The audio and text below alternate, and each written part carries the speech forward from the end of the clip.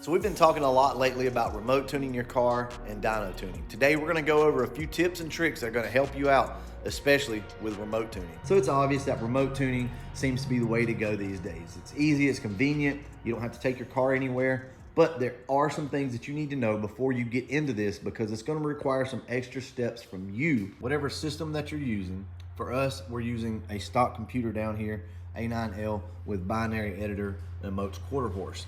I need to make sure that I have binary editor on my computer and ready to go, registered. Now that's whether you have SCT, Holly, a Megasquirt, Microsquirt, it doesn't matter. You need to make sure you have all those things in place before you ever even think about having your tuner tune your car. Now that may seem obvious, and I guess it is, but for some people, they might not know that. When we say remote tune, basically what's gonna happen is your tuner is going to remote into your computer. So you have to have a Wi-Fi connection, and he's going to use your computer to tune your car, not his computer. When you take your car to a tuner, to a dyno or whatever the case may be, they're gonna have all the software on their computer to tune your car for you, right? If you're doing it from your driveway, then you need to have everything on your computer. So the best thing to do is talk to your tuner, find out what it is that they wanna use, and then get it all installed on your computer. You should be good to go. So one of the biggest things I think in the community is, you go buy a car and the guy tells you, hey, it just needs a tune. So you go take this thing to a tuner and you find out real quick, like he's asking you questions that you can't answer. So with that being said, if you're going to buy a new car, make sure you get all the information that you can from this guy. Now, he may not know everything, but just get every bit of information that you possibly can so that your tuner can go ahead and start tuning your car. Now, if you're building your car, this is what I suggest. This is a really good game plan, and it's not gonna work for everybody, but this is my recommendation. So let me give you guys an example of what I do if I know I'm gonna be putting components on my car that are gonna require a tune. Before we put the supercharger on this car, I really worked hard making sure that we didn't have any vacuum leaks, making sure that all the sensors worked, and this thing ran tip-top NA before we ever put the supercharger on it. Now, why is that important? Well, typically, putting a supercharger on your car and maybe a new intake is not going to fix any type of misfire or any issues that you have. You wanna go ahead and fix that first. That way when you put your supercharger on, if you've got another problem, you know it's gonna be in those new components that you just put on. You never wanna be that guy that shows up to the dyno or calls your tuner up and you're sitting there like, I don't know what all this stuff is. You're asking me stuff I don't know. All right, so this is where you have to do your research. I always recommend call your tuner up. Give them a call, explain to them, hey, look, I'm gonna be tuning my car here pretty soon.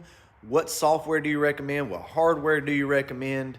What do I need to do on my end before I get that car to you? Because I'm gonna be honest with you, these tuners do not want to be working on your car. They probably have 2 or 3 more cars lined up outside and they don't have time to worry about, putting new spark plugs in your car or fuel filter or whatever the case may be. And if they do, they're usually gonna charge you out the ass for it. So let's go ahead and talk about some of the key things that you do need to address before you ever even get there or remote tuning your car. One of the most obvious things is make sure you have good plugs in your car.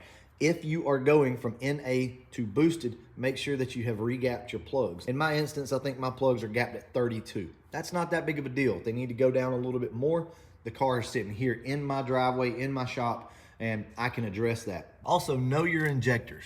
That's probably one of the biggest things.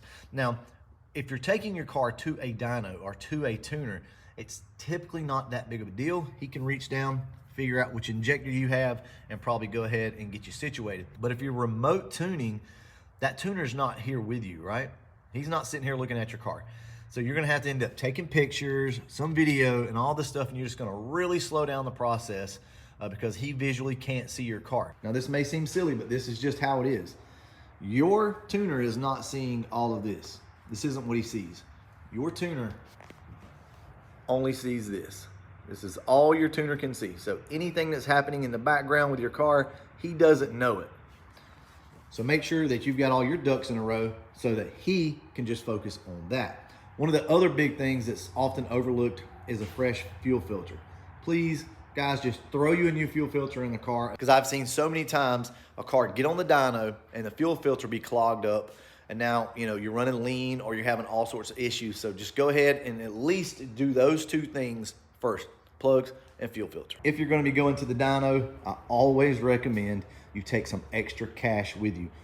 If you talk to the tuner and they tell you it's gonna be, we're just gonna use this as an example, 500 bucks, don't show up with 500 bucks in your pocket or in your account. So never show up with the exact amount of money. Always have a little bit of extra in your pocket if you can. How do I know this? I've been there, I've done it. I forgot what it was I was getting charged for a tune, and I showed up, luckily, with some extra money in my pocket that day, and I needed it. It cost me about $300 more than what it was quoted to me because I had to get a new battery and I had to get a new sensor or two. So trust me, guys. And they're charging you time on this dyno. Yeah, be careful with that. Also, one of the best things that you can do is check for vacuum leaks before you ever go. Vacuum leaks will get you in trouble. Typically, the reason why we're taking our cars to go get dyno tuned is because we've made changes. Usually that's the case. Well, when you make changes, you're moving stuff around, you're probably having to switch a couple vacuum lines and things like that. So if you can, do a smoke test. I actually have a really good video on how to make a smoke tester. I'll show you guys the smoke tester now. This is the smoke tester that I made, and it works really good for finding vacuum leaks. So I'll put a link to the video right here for you guys so that you can see it if you like to go make one of these, or you can just blow smoke in one of the vacuum lines. I've seen people use cigars, e-cigarettes, whatever the case may be, but you just pull one of these vacuum lines off right here like that, and you just blow a little bit of smoke into there, and trust me, if you have any vacuum leaks, it will come out. So make sure that you got that done first. Also, another huge issue is make sure you know how much boost you're on. Now, if you're taking it to the dyno, it's typically not that big of a deal. But when you're remote tuning, that's when things can get a little dicey. Make sure if you're supercharged, turbocharged, boosted, make sure you have a boost gauge on your car. Make sure that this tuner can see exactly how much boost you have. Never show up and say the car's on 10 pounds because you bought a 10-pound pulley. I'm gonna tell you why. Adding this pipe right here will add 1 to 3 more pounds of boost on a supercharger. So if you didn't know that, and you add this pipe on here, which is from Anderson Motorsports, by the way, this is called a power pipe, you're gonna be up another 1 to possibly 3 pounds of boost. Now, if you're going to a dyno and you're going to a tuner, chances are they're gonna be able to tell all this stuff right off the bat. Okay, you don't have this or that. Now, the problem is whenever you're remote tuning a car, I mean, he can see your computer, but if your parameters are wrong and you've set some crap up wrong and he starts trying to tune your car, you could be in a mess. Also, if you're a nitrous guy, please make sure you have your jets right. Make sure you know the jets. Now, he may not be a nitrous guy and he may not know the numbers that you have on your jets. So you do your research and always shoot a little high on that. So all these tuners are gonna have to give you some sort of base tune so that they can get you started, right? What I like to do is if I, pretty much feel this thing's on 12 pounds, it never hurts to say 13 or 14 pounds of boost. Or if you're a nitrous guy, instead of a 125 shot, say it's a 150. Whatever the case is, and what this does is give you some headroom, and most tuners are gonna do this anyway. They're gonna go ahead and add that safety net in for you. But that's super important that you know exactly what you're running with your car. Also, there's just no magic pill. I think a lot of people are under the impression that when they take their car to the tuner, it's gonna fix a lot of maybe idle issues that they have or surging, things like that, right? Especially in the Fox body world. A lot of times it's a hardware issue. It's a mechanical issue with your car, like a vacuum leak or something like that, rather than just a tuning issue. I always recommend with the Fox body, if you're running the factory computer, do a base idle reset before you ever go get your car tuned or anything like that. That usually will clear up a lot of little issues and then you can move on from there. Chances are we've been all through our car, right? We're trying to grind it out. We're trying to get this thing ready to go put it on the dyno or call up our tuner and start, making data logs up and down the road. Make sure that you didn't overlook anything. Lug nuts are often overlooked and your drive shaft as well. So make sure you got all that stuff in place. As far as under the hood of the car, please make sure that if you have a Fox body with the stock rails, make sure that these things are plugged in and clipped in correctly. Please, guys, these things will pop off and it will cause a fire. This thing will spray gas from right here, and look what's right next to it, your distributor. So that's gonna be a bad day if that happens. So also you're gonna need to set your timing on your car. Right now, your dyno guy, your tuner there, more than likely will do all that for you, will set your timing. I say that, maybe some will, some won't. Just remember, it's different whenever you're remote tuning. You have to be the mechanic and you have to be his eyes and everything. So You're going to need to know how to set your timing and tell them exactly what you're seeing under the hood of the car. You're going to have to drive your car up and down the road and data log this thing. And I don't mean just driving Miss Daisy. You're going to need to put your foot in this thing. It's going to have to go to red line, and it's going to have to see full boost at some point. Otherwise, how are you going to tune it, right? So if you don't live in an area where you feel like you can do that, remote tuning may not be for you. So you may want to take this thing to a dyno, put it on the rollers, and make sure you know what kind of mass air meter you have in your car.